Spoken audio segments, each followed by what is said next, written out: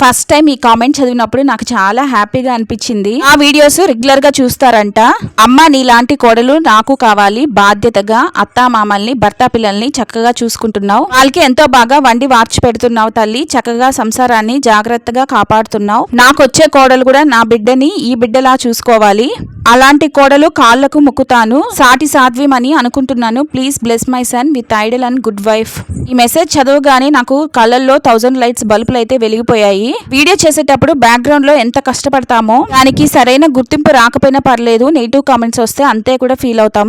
Boost up లాగా మనకి ఇలాంటి మంచి మంచి కామెంట్స్ పెడితే ఇంకా చెయ్యాలి అని తపన మనలో ఇంకా పెరుగుతుంది. సార్ మీ మంచి మనసుకి చక్కటి కోడలు రావాలని నేను కూడా కోరుకుంటున్నాను. ఈ 2024 లో వరస్ట్ అండ్ హ్యాపీ మూమెంట్స్ చాలా ఉన్నాయి. వరస్ట్ మూమెంట్ లాస్ట్ ఇయర్ అంతా ప్రెగ్నెన్సీలో చాలా కష్టపడ్డా, హ్యాపీ మూమెంట్ కూడా ప్రెగ్నెన్సీయే, పాప పుట్టింది. ఇంతకీ 2024 లో మీకు వరస్ట్ మూమెంట్స్ ఉన్నాయా, హ్యాపీ మూమెంట్స్ ఉన్నాయో కామెంట్ చేయండి. Tata, bye bye.